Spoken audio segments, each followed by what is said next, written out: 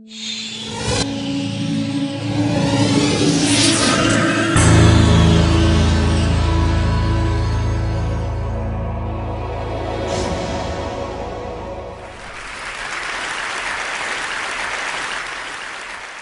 may have heard about the Quran's idea of paradise being 72 virgins, and I promise I will come back to those virgins. But in fact, here in the Northwest, we're living very close to the real Quranic idea of paradise, defined 36 times as gardens watered by running streams. Since I live in a houseboat on the running stream of Lake Union, this makes perfect sense to me. But the thing is, how come it's news to most people? I know many well-intentioned non-Muslims who've begun reading the Quran but given up, disconcerted by its otherness. The historian Thomas Carlyle considered Muhammad one of the world's greatest heroes, yet even he called the Quran as toilsome reading as I ever undertook, a wearisome, confused jumble.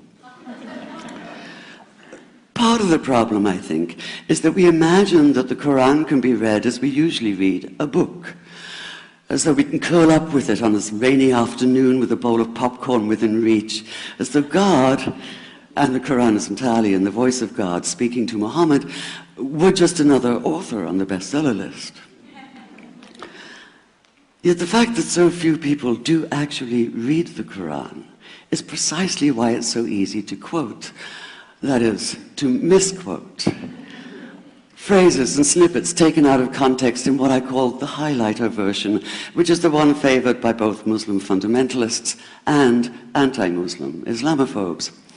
So this past spring, as I was gearing up to begin writing a biography of Muhammad, I realized I needed to read the Quran properly as I could, that is.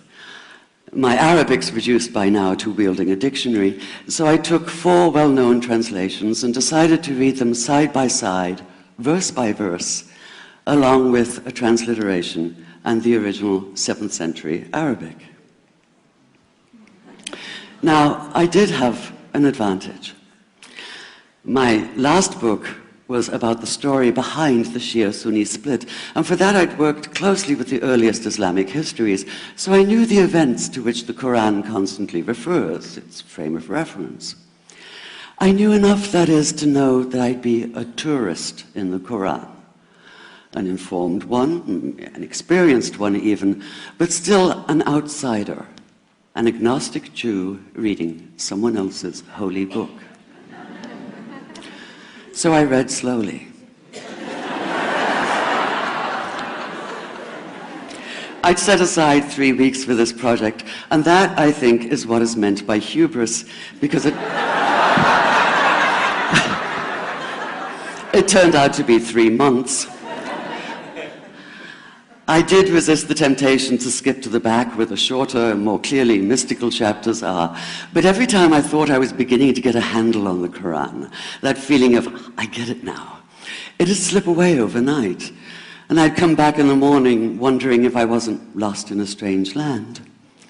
And yet the terrain was very familiar. The Quran declares that it comes to renew the message of the Torah and the Gospels, so 1/3 of it reprises the stories of biblical figures like Abraham, Moses, Joseph, Mary, Jesus. God himself was utterly familiar from his earlier manifestation as Yahweh, jealously insisting on no other gods.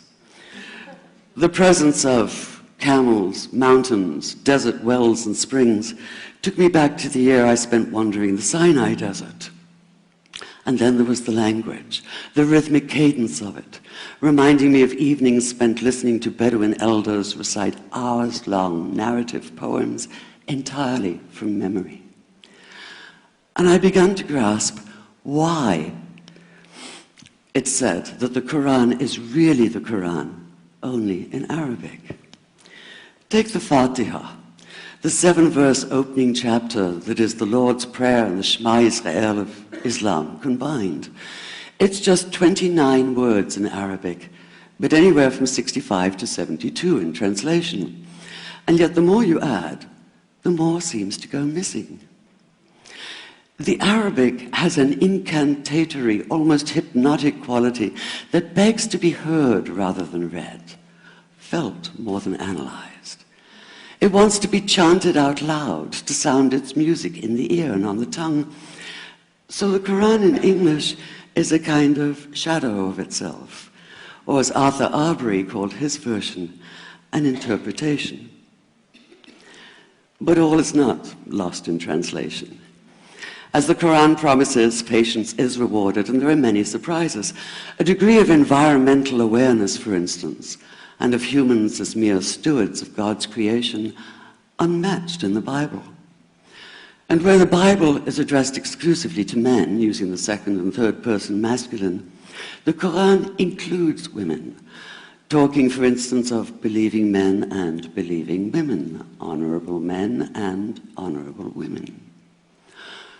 Or take the infamous verse about killing the unbelievers. Yes, it does say that, but in a very specific context.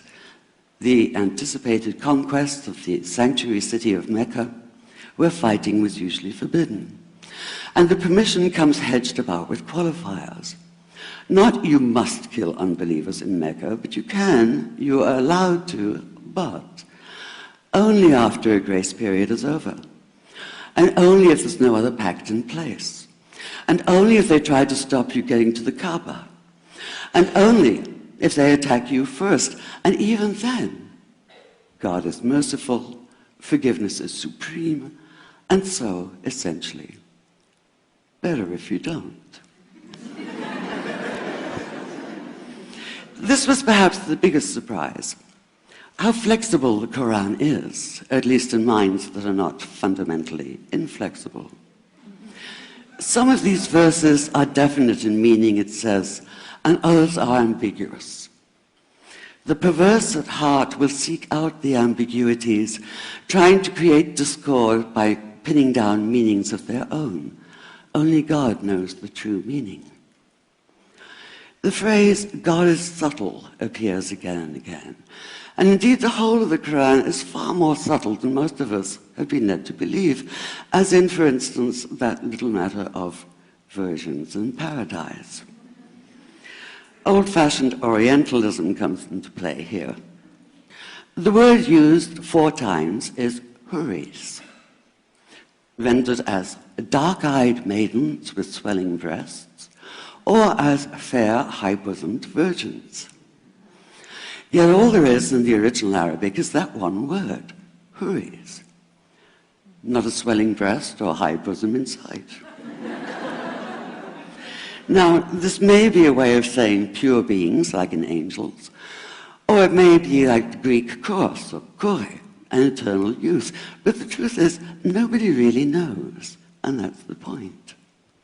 Because the Quran is quite clear when it says that you will be a new creation in paradise, and that you will be recreated in a form unknown to you, which seems to me a far more appealing prospect than a virgin.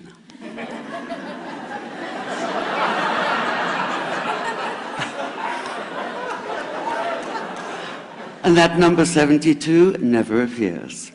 There are no 72 virgins in the Quran. That idea only came into being 300 years later, and most Islamic scholars see it as the equivalent of people with wings sitting on clouds and strumming harps. Paradise is quite the opposite. It's not virginity, it's fecundity, it's plenty, it's gardens watered by running streams. Thank you.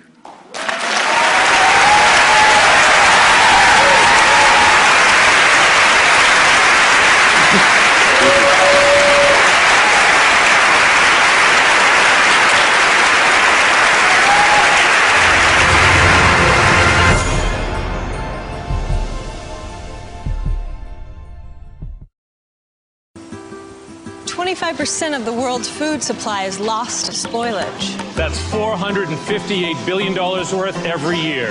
On a smarter planet, we're building intelligence into physical things. So we can know how far our foods travel. Monitor temperature all the way to the market. And know it got to the table fresh. It's already happening in places like Canada, Norway, and Vietnam. When we make food smarter, we make it safer. That's what I'm working on. I'm an IBMer. Let's build a smarter planet.